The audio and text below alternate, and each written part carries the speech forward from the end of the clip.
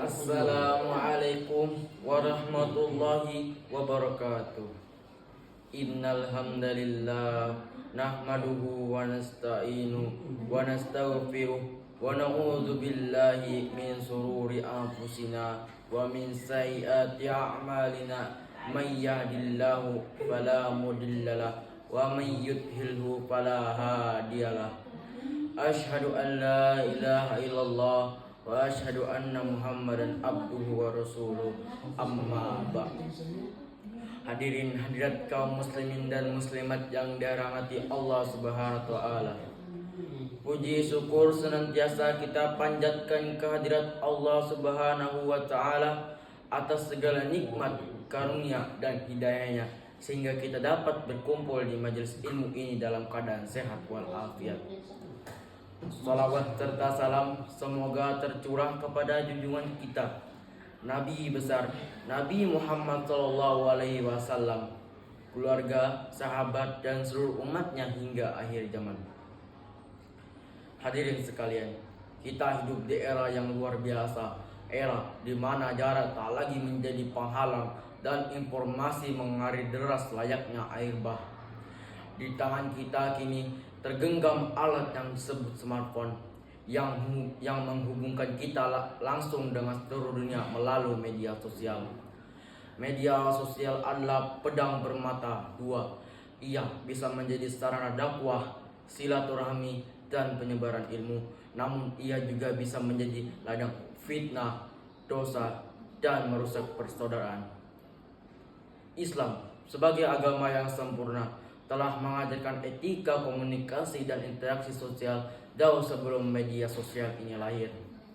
Prinsip-prinsip Islam tentang menjaga lisan, kejujuran, dan tabayun sangat relevan dan harus menjadi panduan kita dalam berselancar dunia maya.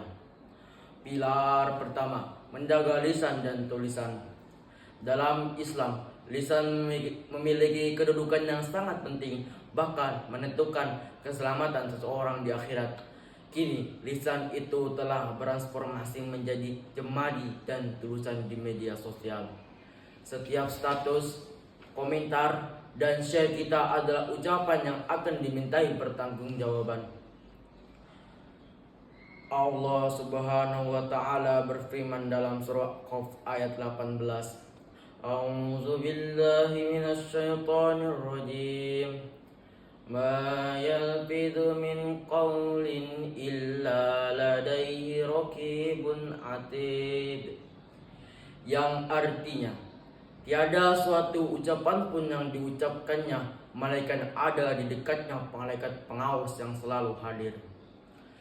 Saudaraku, ayat ini adalah pengingat keras. Setiap tweet yang kita ketik, setiap komentar yang kita unggah, semuanya dicatat. Oleh karena itu, mari kita terapkan sabda Rasulullah SAW dalam bersosial media. Barang siapa yang beriman kepada Allah dan hari akhir, maka hendaklah ia berkata baik atau diam. Hadis riwayat Bukhari dan Muslim. Dalam kitab Bidayatul Hidayah menjelaskan bahwa lisan manusia terdiri dari dua jenis, yaitu lidah yang berada di dalam mulut dan lidah berupa kolam. Tulisan memiliki fungsi yang mirip dengan pembicaraan. Kolam dalam konteks hari ini bisa diidentikan dengan media sosial yang memiliki peran sama, yakni memproduksi tulisan yang pengaruhnya bisa negatif maupun positif. Dengan demikian, sikap bijak kita terhadap media sosial termasuk ikhtiar kita untuk menjadi muslim yang sebagaimana hadis di atas. Yang paling rentan dilupakan saat bermedia sosial adalah betapa harganya waktu. Berbagai kemudahan yang disediakan sering membuat pengguna berselancar berjam-jam melewati batas kebutuhan berselancar. Orang kadang tidak hanya bertegur sapa dengan sesama atau publikasi aktivitas di media sosial, tapi juga sampai pada kegiatan-kegiatan mubazir bahkan maksiat. Saat seseorang terlalu tergantung pada media sosial, Pertanyaan penting yang perlu disodorkan adalah siapa yang sesungguhnya yang lebih berkuasa, media sosial atau manusianya? Pilar kedua, kewajiban tabayyun. Media sosial adalah tempat suburnya berita bohong, hoaks, fitnah, dan gibah. Sebagai seorang muslim, kita dilarang keras menyebarkan berita tanpa memastikan kebenarannya terlebih dahulu. Inilah yang disebut tabayyun. Allah Subhanahu wa Ta'ala dengan tegas memerintahkan kita untuk tabayyun dalam surah Al-Hujurat ayat 6, yang artinya, hai orang-orang yang beriman, jika datang kepadamu orang fasik membawa suatu berita, maka telitilah kebenarannya, agar kamu tidak mencelakakan suatu kaum karena kebodohan atau kecerobohan, yang akhirnya kamu menyesali perbuatanmu itu. Saudaraku, ayat ini adalah rambu-rambu utama kita di dunia digital. Jangan sampai kita menjadi bagian dari rantai penyebar hoaks yang bisa memecah belah persatuan. Pilar ketiga, menghindari gibah dan buruk sangka. Media sosial sering kali menjadi tempat pesta gibah. Kita membicarakan keburukan orang lain, bahkan yang tidak kita kenal, dengan dalih mengkritik atau berbagi informasi. Allah Subhanahu wa Ta'ala melarang keras gibah.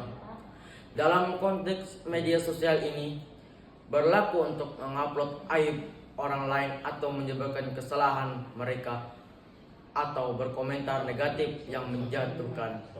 Jauhi ghosting atau mencari-cari kesalahan, jauhi gibah, dan utamakan husnuzon atau berbaik sangka.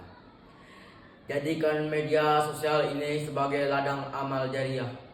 Mari kita ubah pedang bermata dua ini menjadi alat untuk menuai pahala.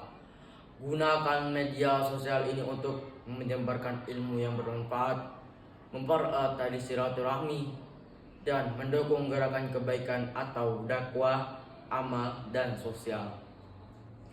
Jika kita menyebarkan satu kebaikan dan kebaikan itu terus diamalkan oleh orang lain, maka itu adalah amal jariah yang pahalanya akan terus mengalir bahkan setelah kita wafat. Semoga Allah Subhanahu wa Ta'ala senantiasa membimbing kita untuk selalu bijak dalam menggunakan teknologi, menjadikan setiap klik dan share kita bernilai ibadah, serta menjaga lisan dan jemari kita dari segala hal yang mendatangkan murkanya. Amin ya rabbal alamin. Cukup sekian dari saya. Cukup sekian pidato yang dapat saya sampaikan pada hari ini. Mudah-mudahan dapat mendatangkan kebaikan untuk kita semua. Akhirul kalam, wallahu mawafiq ila aqwamit thariq. Wassalamualaikum warahmatullahi wabarakatuh.